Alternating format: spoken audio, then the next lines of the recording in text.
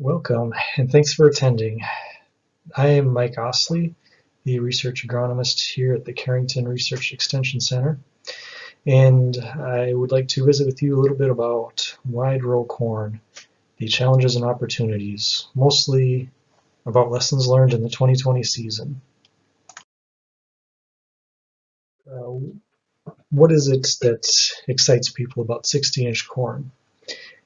It's kind of counterintuitive because the corn row spacing has been steadily narrowing in the U.S. essentially since corn production started. And so why would we move to increased spacing? So when you think about it, farming is all about harvesting sunlight and turning it into a useful product for humans. And one of the ways that we've been trying to harvest more sunlight with corn has been to change the leaf angle so you get more sunlight penetrating into the canopy. So widening the rows is kind of a different strategy to try to maximize the amount of sunlight that gets to each plant. And it's been easier than ever now with the mechanical innovations to be able to utilize that space between the rows that you now have for essentially a second purpose. So how it works, it can look a little bit different on each and every farm, but this is the basic. A lot of the times we're calling this a 60-inch row because we're essentially skipping every other row on the planter. So what's normally a 30-inch spacing becomes 60. 22-inch row becomes 44. Etc. And a person may decide to plant something in that skipped row, or maybe not. It's kind of up to you. So here's the meat of it, though. We're planting cover crops between those corn rows, and we're doing it in a way that allows us to get early season weed control.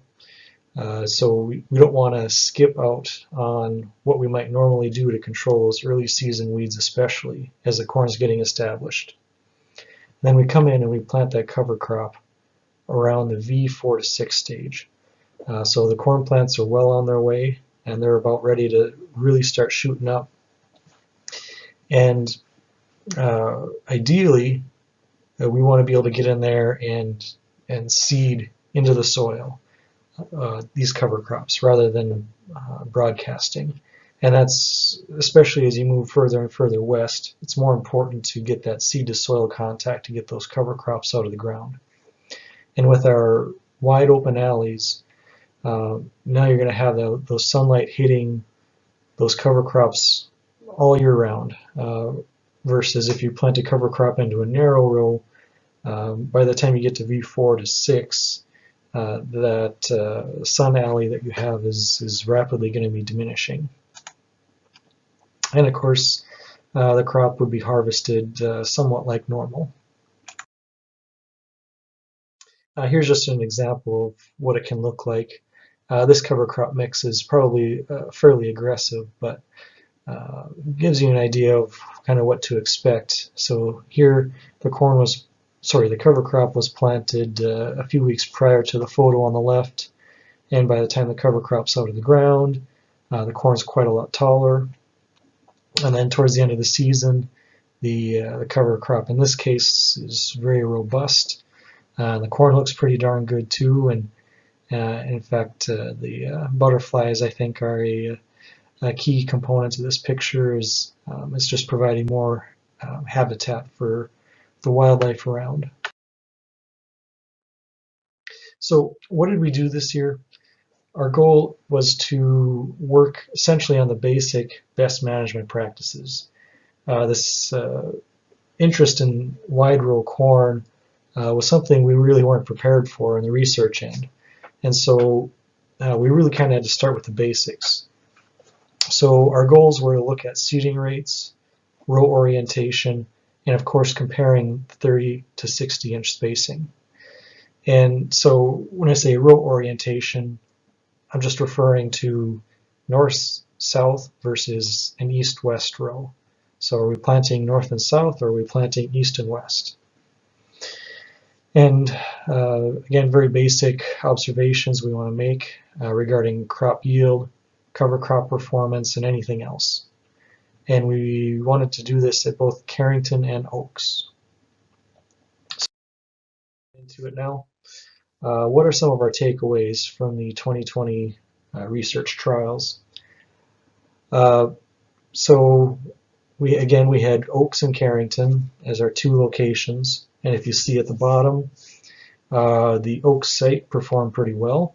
The Carrington site was below average yields. So we had 216 bushel check yield in Oaks and 133 in Carrington. So in the table, what you'll see is corn performance at three different plant populations at 32, 24, or 16,000 plants per acre on our 60-inch row. And what you'll see is at each site a very similar trend, in meaning that we are losing a fair amount of yield every time we cut back on that population. So one of the thoughts was, if you plant 32,000 plants on 60-inch rows compared to 30-inch rows, you're having twice as many plants per row, and that's really, really a lot of plants per area.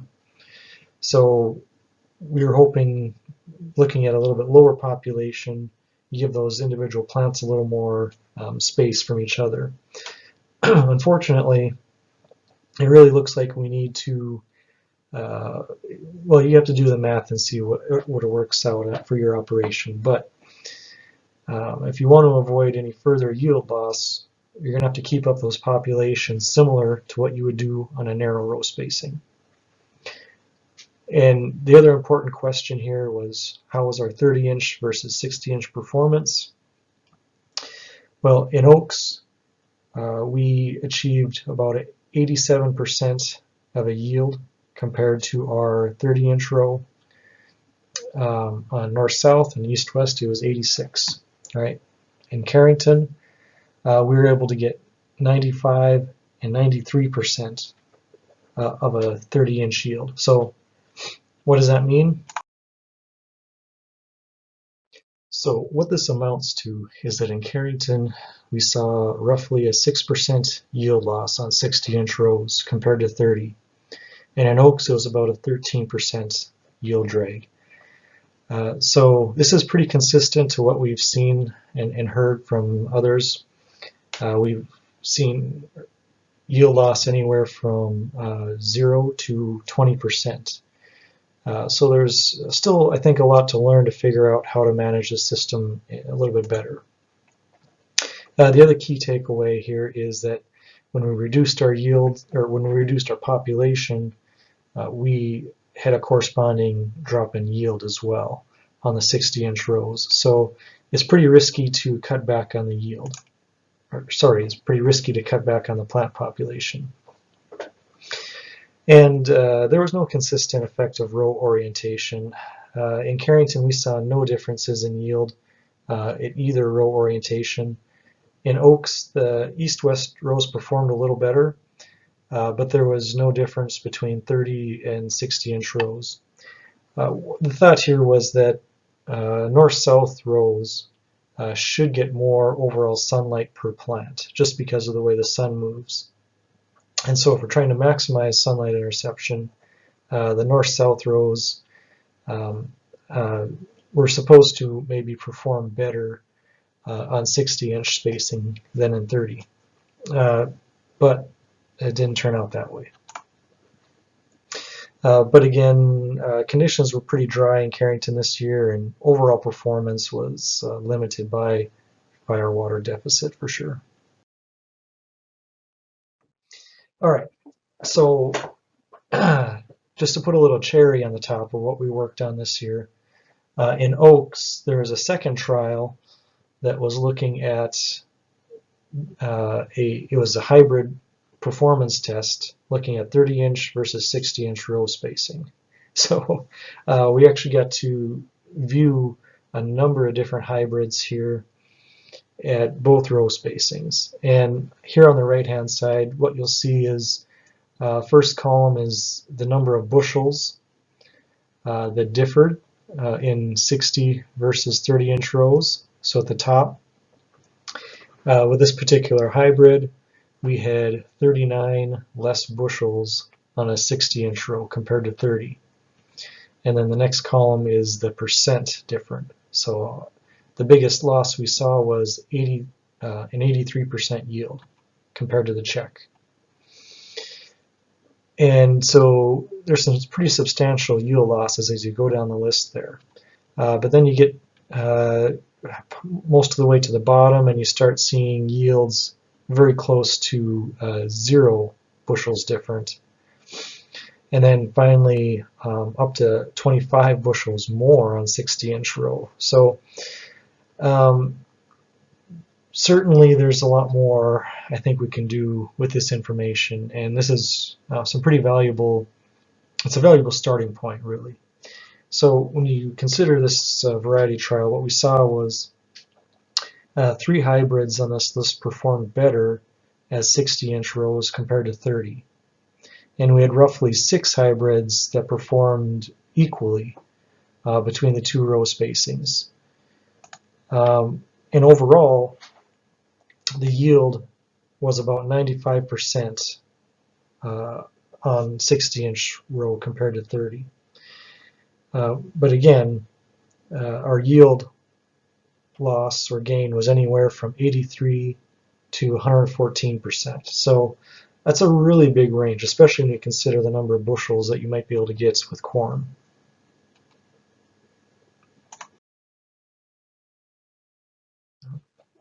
Moving on to the other component of this project, the cover crop establishment. So the 60-inch strategy here is all about doing something more than just corn on that acre. It's about growing a cover crop. And so what did we see when we started planting cover crops on these row spacings? This is an example from our Carrington sites. When we compared all the treatment combinations, we saw roughly 14% establishment this year on our 30-inch spacing. On our 60-inch spacing, we were able to get about 40% establishment. And we had some rain to help us out here, but it was still really dry. I would expect if we had better moisture conditions, that number would be much higher. And not only did we have these differences between row spacings, but the more plants we had within each row spacing, the lower the establishment was. So we had more cover crops established when we had a lower plant population. It's hard to see in this picture too, but on the right hand side you see a pretty big bare spot adjacent to the corn row, and that was because we had planted field peas there at the same time we planted our corn, which was fine for the early part of the season, but actually what happened was our peas grew and lodged over and shaded out the other half of that cover crop there, which was kind of defeated the purpose of planting the cover crop. So another one of those lessons that we learned as we go. So what we're seeing now, I think, is a paradigm shift in how we're thinking about our cover crops in crop rotations up here in North Dakota. So for years, small grains have kind of been the go-to for cover crop planting outside of preventive plant. But what we have is many times a dry fall or a short fall, and so we have very limited growth potential in our cover crop, and frankly a fairly high chance for failure because of those conditions. But like what we're seeing with the corn, if we can plant that cover crop in June in any row spacing, we're more likely to get better establishment because we have more chances for moisture and a longer growing season for the cover crop. So here you can see this bold statement. I am telling you, this is my bold prediction, is that we're now at the point where corn is and should be the preferred choice for cover crop within a system in North Dakota. So especially if you go to a wide row, but even on a narrow row, the chance for getting that cover crop going in corn might very well be better than most of our other crop options. So given everything that we know, how do we succeed when we're trying to use wide row corn? So first rule of crop production is variety matters, right? Is the number one most important decision you're going to make on a year-to-year basis. And that doesn't change for wide row corn. What does change is maybe the set of traits that are going to be important. So right now we're still trying to figure out maybe what those important traits are going to be. But the flex ear trait seems to be a good starting point. Anything that's going to change the size and abundance of ears seems like a good point to start looking for when you're trying to evaluate the differences between hybrids. And for planning purposes, it's probably a good idea to plan on a 10 to 15% yield loss when you're looking at wide row corns, when you're trying to make this financial planning. Until we learn more about management, there are a few things you might be able to do to help narrow that gap. So you might want to look at reducing the rate or placement of fertilizer. One of the things that you might want to consider is banding more of the fertilizer so you get better placement next to the corn rows that you're using. The most direct way to get value out of this system is to graze after harvest, either that fall or the following spring. That will allow you to regain some of that potentially lost yield. If you're doing corn silage, this is also an opportunity to add a second crop. We've seen in the past you can add considerable amount of protein to your silage by putting in a legume and harvesting essentially a corn legume silage mixture. Probably right now, what's looking like the quickest way to narrow that yield gap is to look at twin rows. In this case, that means that you're going to have the same number of overall rows as a 30-inch spacing. But if you have twin rows, you have a set of rows next to each other, and it still maintain that wide alley.